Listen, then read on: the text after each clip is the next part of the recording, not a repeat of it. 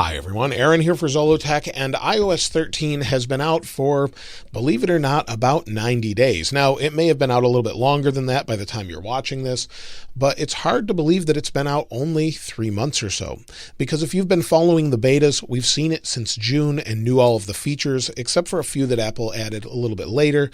But we knew all of the features, knew the changes, and I'm going to do a quick recap of a lot of those features. But this is going to be a little bit different as far as a 90 days later or a follow-up video, because when it comes to this particular video, not only will we talk about the experience I've had, the features and things like that, but we're going to talk about your experience based off a YouTube community poll that I did that has about 20,000 votes at this point and hundreds of comments. So I really appreciate all of that. We'll talk about some of the comments at the end, like a typical follow-up video that I do, just maybe not as many comments.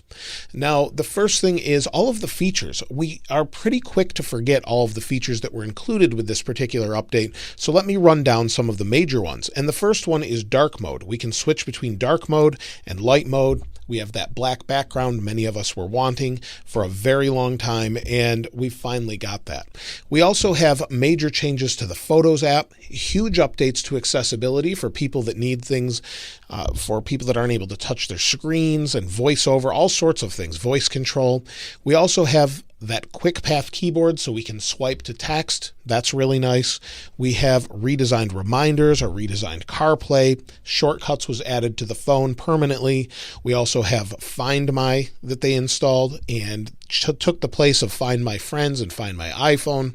We have major updates to Maps, especially in the United States. We have huge security updates and much, much more. And let's not forget iPadOS, because iPadOS is a whole other thing where they completely changed it and gave us file support and other things as well. So there's been a lot of really great features, but with all of those features came a lot of bugs. In fact, there have been a ton of bugs in this particular update, especially early on. And with the betas, we expect that in June. But in September, when they released it, it was definitely not ready, and we have seen more updates with this update than we've seen in the past with any iOS update. And what I mean by that is we are currently on iOS 13.3 for our devices, and we didn't get 12.3 last year until May. So just keep that in mind. We have had a ton of updates. Now, I'm glad Apple's fixing those, but we're going to talk about some of the bugs that we've had. Now, some of the bugs I've personally had since the beginning are issues with Wi-Fi, LTE, switching from Wi-Fi to LTE. So I've had all sorts of issues with that I've talked about extensively. I've also had issues, especially early on, with mail. That was a big problem. RAM management was another one where you'd go into an app and it would reload. In fact, that may still be an issue. It's not right there, but sometimes it's an issue. And it was such a big issue for a while, Apple actually acknowledged it and then fixed it. Early on, I had a ton of app crashes. I also had problems with touch responsiveness, specifically on iPadOS. They fixed that finally for me, but some of you still have it, and much, much more. Many people have had issues with battery, and we'll talk about that in a little bit. Now, one thing that seems to be pretty common that we see over and over is every other year, Apple adds stability. So they'll add features, then they'll add stability, then features, then stability. And so just to my left here, off the screen, I have the previous years that had stability. This device has iOS 12 on it, and iOS 12 still had the 3D touch that we all know and love, and a lot of people really miss that feature. Haptic touch just isn't doing it for them. So that's something to keep in mind that's very different than others. And unfortunately, with the new phones, because of the way the displays are made, there's no longer that true 3D touch that's pressure sensitive. And a lot of you miss that, including myself. Haptic touch works just fine, but it's slower and just not as nice. It's not as fluid as we expect from Apple. And then prior to that, iOS 11 was absolutely terrible. That was one of the buggiest versions of iOS we've seen up until iOS 11, and iOS 10 was considered much better than that. And this device has iOS 10 on it, iPhone 6, and you can see that if I swipe up here, we've got the old control center. And so the stability of iOS 10 was great. It brought some different features, and it looks a lot different. And it even had a different battery management. So if we go into settings, we'll wait for it to load, go to battery, and battery percentage was there. We didn't have battery health, but we did have usage. So you'll see usage here was gives us usage and standby time. However, that was not accurate, so Apple changed it. And I know a lot of people really loved the usage time, but it wasn't accurate as to actual screen on time, and that's why they changed it. But it's nice to see one of these older devices. It's kind of interesting to go back and look at it and see what they did before. I actually prefer this style control center. I know many people like this one because of its usability, and I got used to it, but I still miss this one in particular. I really liked it. But these devices still aged well, and the good thing is with iOS 13, and I think almost everyone agrees, is that on older devices such as the iPhone, well, maybe this would be the exception in iPhone 7, this is someone else's device, but this one, I would say, is probably maybe the only exception to this. Performance is fantastic for older devices on iOS 13. Most people would say that. With previous versions, it seems like Apple almost got caught slowing it down when there were battery issues, replace the battery and it would fix it, but they've greatly increased performance for older devices with iOS 13. So if you compare some of the older ones, maybe a phone that came with iOS 10 and was upgraded to iOS 12 and then 13, it's much faster. So maybe we'll talk about that in a future video. But with this particular update came a lot of bugs, and there's still a lot of bugs, but a lot of people also say that iOS 13.3 is quite good and fixed most issues with the exception of battery life. Now, out of all the comments that I saw on the YouTube community poll, 74 people said that this was bug infested. iOS 13 was bug infested, but most loved better performance overall and in older devices. Also, most people actually said they would prefer to stay on iOS 13, even though it was a little bit more buggy because of things like dark mode and all of the features that they gained. So I thought that was pretty interesting. Not many people wanted to roll back to iOS 12, with the exception of gaining 3D Touch back or having less bugs. So it's pretty interesting. People prefer features over having to deal with bugs. However, a lot of people said that it was worse than iOS 12 as well because of all those bugs. So that was kind of expected. But a lot of people, I think some of the comments that kind of surprised me the most was a lot of people said that battery was better than iOS 12, but then others say it's worse. So it's pretty hit or miss. And I thought that was pretty interesting. I did not expect people to say that battery was better, although I actually find it to be about the same, but I'm on different devices all the time, so that may not be a fair comparison. But for me, consistently, I'm usually getting about 10 to 12 hours of screen on time on the iPhone 11 Pro Max. So I see that pretty consistently, but I know a lot of you don't, and it just depends on what apps you're using and things like that. If you uninstall Facebook and you don't have it installed, I bet you see a big jump once you uninstall it, strangely. Now in June, we're going to see iOS 14 for the first time. If Apple holds true to tradition, we'll see it in June, and then we'll see a release in September with the new iPhones. And I would expect iOS 14 to have major stability updates. And I think we're going to see more stability in the future based off what they're actually changing internally to make sure iOS is more stable and the way teams work together to make sure stability is key. So I think we'll see that. iOS 14 should definitely be a lot better.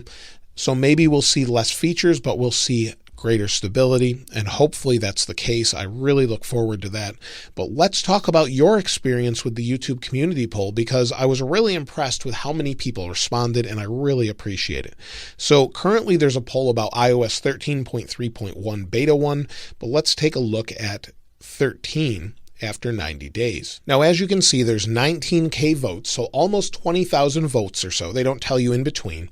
And this kind of amazed me, this statistic. 67% of you said it's much better than older versions. So you find iOS 13 much better than iOS 12 or 11 or 10. And then 14% of you said I like it the same as iOS 12.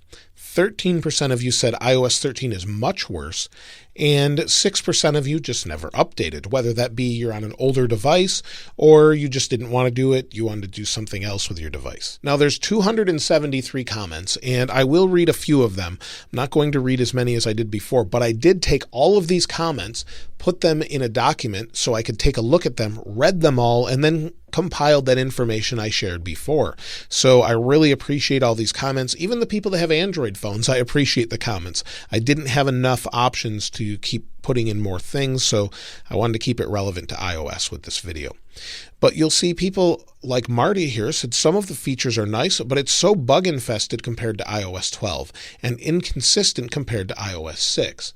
And that's something I didn't mention is iOS is fairly inconsistent, and I understand what you mean. In some places, in some Apple apps, things are consistent, things work the same way, and then in some other Apple apps, they work differently. So it's really something I'd like to see changed, and I'm sure they will at this point. They know they're being inconsistent.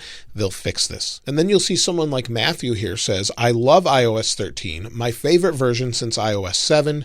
Dark mode and the volume HUD are my favorite features. If only we had a new call screen and haptic keyboard, it would be perfect.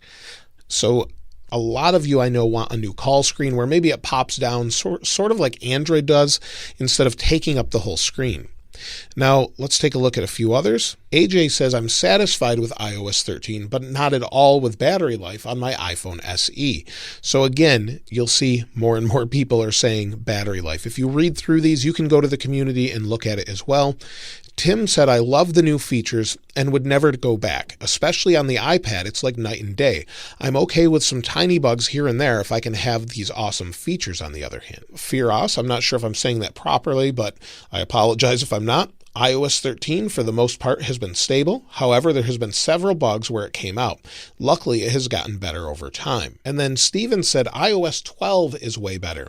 It says way better to me and less app crashes, and it's way smoother than iOS 13. And I think that's the exception. Most people would say iOS 13 has much better performance. In fact, that's something they focused on a lot. You'll see Rodrigo here says iPhone 7 Plus. The feature set is really complete and well-rounded. Gotta love dark mode. But as for stability and performance, 3 months in, it has been way worse. There are still many issues they have to iron out. And I think most would agree with that. We'll take a look at a few more here. Juan says, honestly, at this point, it looks like it's finally stable before all the crap from iOS 11 and 12. And again, this is very specific to the device you're using. Some devices are super stable, some aren't. Morteza has said, I'm on iPhone 7, iOS 13.3, and it's better than iOS 12. The only thing I have is problems with its battery life. It's bad at the screen off time. I have nothing in the background. Battery health 100%, new battery. George said, hello Aaron, the problem with iOS 13 is the music app. The music player loads music slowly. It seems that there is a gap of 1 second when selecting a song and when scrolling through a song. I always have to wait 1 second before the song starts playing again. It's a weird bug, one that I dislike a lot and that disrupts my musical experience. It's the only reason I stayed on iOS 12.4.1 on my 6S. Omar says iOS 12 was very stable, iOS 13 has been buggy, but Apple has constantly patched it so they are listening. I'm on the fence about which is better. Marlene said, battery has been much better using iOS 13 on my iPhone 8 Plus than the former versions of iOS, which again, I found that to be pretty surprising, but a lot of people say that. And then let's take a look at one more. We've got 2 more here. Sue said, dark mode is my favorite, but nothing else excites me. Also causing my battery health to go down being on iOS 13. I don't know why. And battery health is going to go down regularly. That's not a feature or a problem with iOS 13. Battery just degrades over time. I really dislike that Apple actually shows the percentage. I wish they'd just say it's good or bad because it's going to degrade no matter what you do. That's just the nature of lithium-ion batteries. And that's it for all of the comments. Now, I think iOS 13 is going to get better. It's definitely going to improve by the time iOS 14 comes out. Apple will continue to improve it. But I definitely would expect better stability with iOS 14. But let me know what you think about all of these things that people have said in the comments below. Of course, I'll link this wallpaper in the description as I always do. And if you haven't subscribed already, please subscribe. And if you enjoyed the video, please give it a like. As always, thanks for watching. This is Aaron. I'll see you next time.